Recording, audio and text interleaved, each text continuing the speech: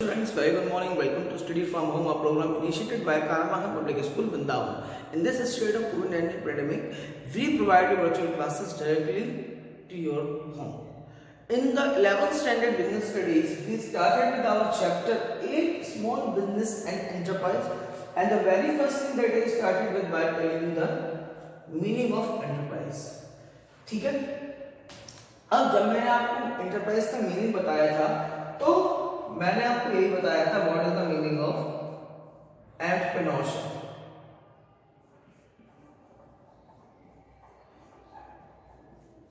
ठीक है, एंटरप्राइज क्या होता है? कोई बिजनेस प्रपोजल। ठीक है, और एंटरप्रेन्योर कौन होता है? एंटरप्रेन्योर वो पर्सन होता है जो एक एंटरप्राइज खोलने का रिस्क लेता है। इस पूरे प्रोसेस को हम बोलते हैं क्या? This is the process of entrepreneurship. ठीक है, तो ये हम पढ़ चुके हैं अपने प्रीवियस वीडियो में। आज हम स्टडी करने वाले हैं प्रोसेस ऑफ एंटरप्रेन्योरशिप। एंटरप्रेन्योरशिप के क्या क्या प्रोसेस है, क्या क्या स्टेप है that one entrepreneur have to take care of while starting up an organization. या स्टार्टअप करने से पहले एंटरप्रेन्योर को कौन कौन से फैक्टर्स, कौन कौन से थिंग्स के बारे में ध्यान देना पड़ता है, ये सारे फैक्टर्स हम एक बार देख लेते हैं आज की वीडियो में। The very first thing is the self discovery. The very first requirement in the process of entrepreneurship is the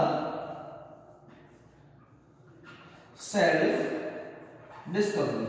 Self discovery का मतलब होता है in the process of self discovery first you will ask question from yourself. You ask from inner soul that what kind of business you are seeking. ये आप किस तरह का business खोलने वाले हैं, आपका पर्सनल एरिया ऑफ इंटरेस्ट क्या है, यानी आस्किंग क्वेश्चन टू योरसेल्फ। यानी सबसे पहले आप क्या करते हैं? आप क्वेश्चंस को आस्क करते हैं, आप अपने आप से क्वेश्चंस पूछते हैं that what are your particular area of interest, and on the basis of that you select your enterprise. So the very first step in the process of entrepreneurship is the self discovery. To finding yourself, to finding your interest is known as process of self discovery. After that comes identifying market opportunities. Identifying opportunities. अब what is the meaning of identifying opportunities? Identifying opportunities का सबसे अच्छा example अगर मैं दूं, यानी एक young entrepreneur में सबसे अच्छा एग्जांपल जो बहुत ऊंचाई तक गए हैं, सबसे बड़ा नाम आता है इसमें एलॉन मस्क का। अब एलॉन मस्क कौन है? Elon Musk is the owner of SpaceX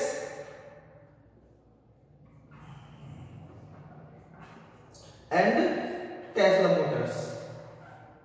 अब जो आइडेंटिफाइंग अपॉर्चुनिटीज है, मैं आपको एग्जांपल दूं। आइडेंटिफाइंग अपॉर्चुनिटीज का मतलब you identify the opportunities that market में क्या क्या अपॉर्चुनिटीज अवेलेबल है, आप अपने किस आइडिया को एग्जीक्यूट करके उसे बिजनेस लेवल तक लेके जा सकते हैं। This is the second step of identifying opportunities. अब मैंने यहाँ पे एलन मस्क का एग्जांपल क्यों दे रहा हूँ? एलन मस्क ने क्या हुआ, देखिए जब भी कोई रॉकेट ऊपर जाता है, नासा का कोई भी रॉकेट या कोई भी सैटेलाइट जब ऊपर जाता है, तो उसके जो बूस्टर्स होते हैं वो बूस्टर्स उसके वेस्ट हो जाते हैं, ओशन में गिर जाते हैं। ये प्रोसेस होता है जो रॉकेट को आगे भेजने के लिए करना पड़ता है। एलन मस्क ने इस अपॉर्चुनिटी को समझा और उसने ऐसे बूस्टर्स तैयार किए जो रिफिल हो सकते थे, जो दोबारा यूज किए जा सकते थे मिशन में बार बार। ठीक है, जिसको नाम दिया गया फाल्कन हैवी रॉकेट, जो वापस से ओशन में लैंड हो सकता था। तो इस अपॉर्चुनिटी के तहत उसने ये अपना प्रोजेक्ट नासा के सामने रखा और आज की डेट में नासा का कॉन्ट्रैक्ट उसके पास है। एंड कॉन्ट्रैक्ट उससे पता है कितने का है?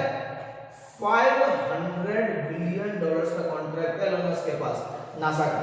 $500 billion, that is around 3 times the worth of Jeff Bezos. Jeff Bezos की जितनी वर्थ है ना, उसकी वर्थ का 3 गुना है ये आपकी 500 billion. And not only this, अपनी इस आइडेंटिफाइड अपॉर्चुनिटीज की वजह से एलन मस्क बिल गेट्स को पीछे छोड़ के आज वर्ल्ड की टॉप रिचेस्ट पर्सन की लिस्ट में, जो फोर्ब्स इशू करता है, उसमें सेकंड प्लेस पे स्टैंड करता है। ठीक है, तो identifying opportunities is one of the major step that you will have to take care of while following the process of entrepreneurship. ठीक है, third step is this generating and evaluating ideas.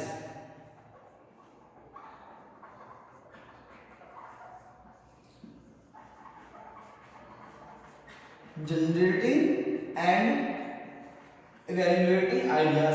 अब what is the meaning of generating and evaluate ideas? देखिए यहाँ पे आप opportunity को identify किया, उसके बाद आप न्यू आइडिया जनरेट करते हो या फिर आप अपने एग्जिस्टिंग आइडिया को इवेल्युएट करते हो। अब आइडिया इवेल्युएशन कैसे पॉसिबल है?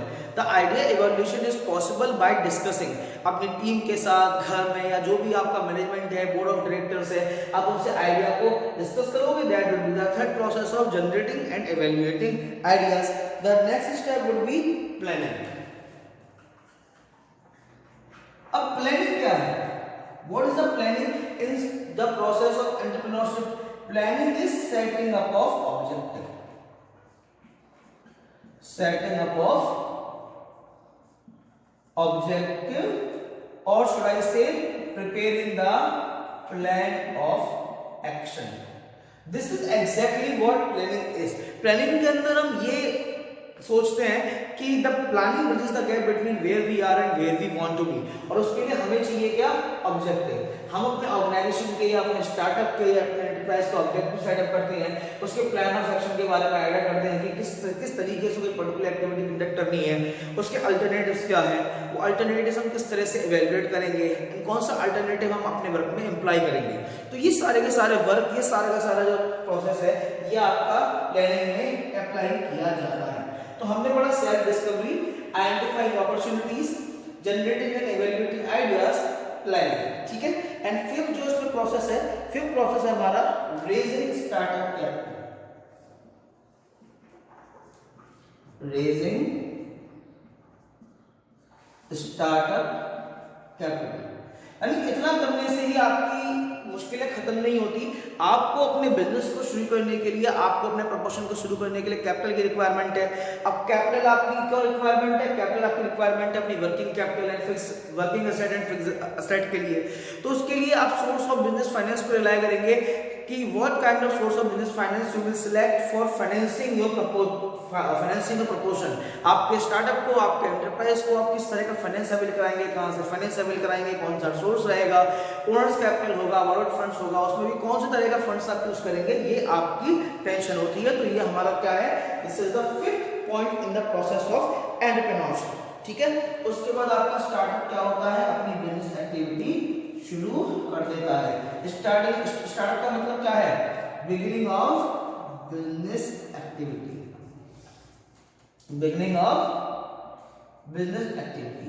अब एक्टिविटी करने, बिजनेस एक्टिविटी शुरू करने के बाद तक यहाँ पर नहीं रुक जाते। You think about the growth of your proportion. आप उस ऑर्गेनाइजेशन के ग्रोथ के बारे में भी सोचते हैं। ठीक है, कि आपका ग्रोथ किस तरह से होगा। And at last harvest. अब देखिए, सीधी बात है, किसान की बात कर रहा हूं। आपको खेती पसंद थी, ठीक है, आपने खेती करना शुरू किया, आपने आइडिया इवैल्यूएट किया, आपने प्लानिंग की, आपने कैपिटल से फसल बो दी। ठीक है, फसल बोने के बाद आपने ग्रोथ के बारे में चिंता की, और एट लास्ट आप क्या करते हैं? फसल काटते हैं। फसल काटने का मतलब क्या है? बिजनेस से मेरा फसल काटने का मतलब है यू हार्वेस्ट योर रिवॉर्ड, यानी कि आप अपने रिवॉर्ड को एंजॉय करते हैं। आप जो भी रिवॉर्ड, अब बिजनेसमैन का रिवॉर्ड क्या है? बिजनेसमैन का रिवॉर्ड है लॉन्ग एग्जिस्टेंस एंड प्रॉफिट। ठीक है, तो ये था हमारा process of entrepreneurship, self discovery, identifying opportunities, generating and evaluating ideas, planning, raising startup capital, startup, growth and harvest. ठीक है, तो ये था हमारा ओवरऑल क्या? Entrepreneurship process. अब हम समझते हैं जो स्टार्टअप की बात कर रहे हैं, वो स्टार्टअप एक्चुअली है क्या। ठीक है, स्टार्टअप की बात करूं तो स्टार्टअप के लिए इंडियन गवर्नमेंट ने एक स्कीम लॉन्च की है, and that scheme is startup India scheme. That scheme is startup India scheme. अब स्टार्टअप इंडिया स्कीम के अंदर क्या है? स्टार्टअप इंडिया स्कीम के अंदर the very first time the word was stated by our honourable prime minister mister Narendra Modi.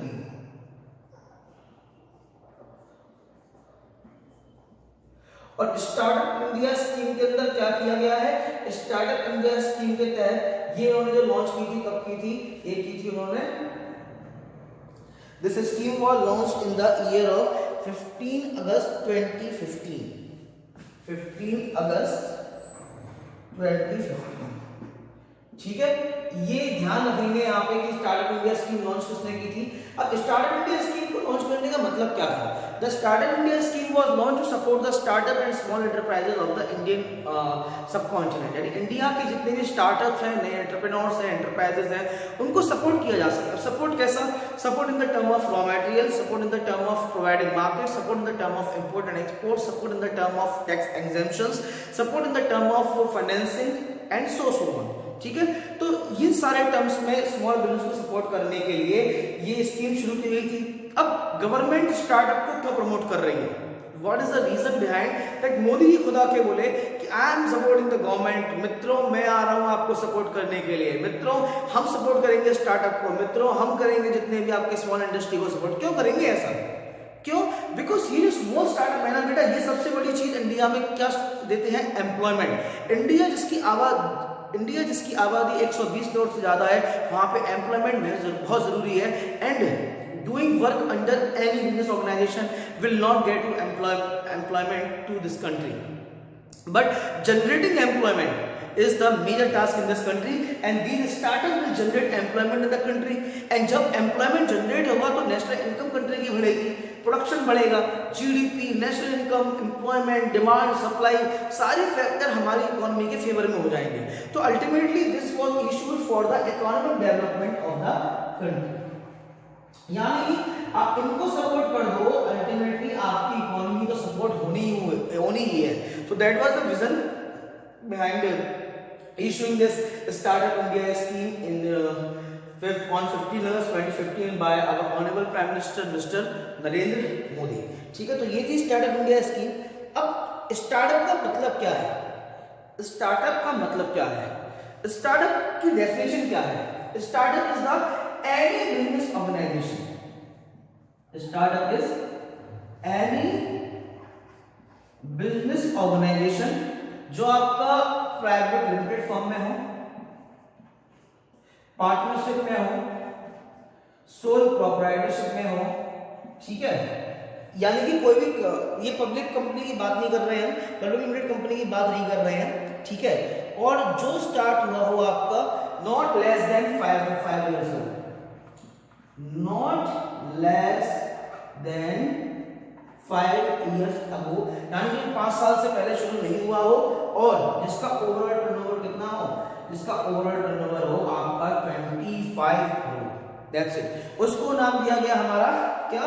जो आपके startups होते हैं, स्टार्टअप यानी कि स्मॉल बिजनेस। ठीक है, उनके सपोर्ट करने के लिए स्कीम आई थी हमारी स्टार्टअप इंडिया स्कीम। ठीक है, तो इस वीडियो में हमने क्या पढ़ा?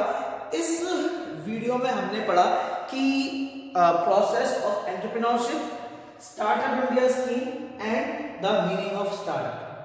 There are several schemes issued by the government of India to support the startup, and उन सारी schemes को हम स्टडी करेंगे नेक्स्ट वीडियो में। तब तक के लिए thank you students, have a very wonderful day, stay home, stay safe.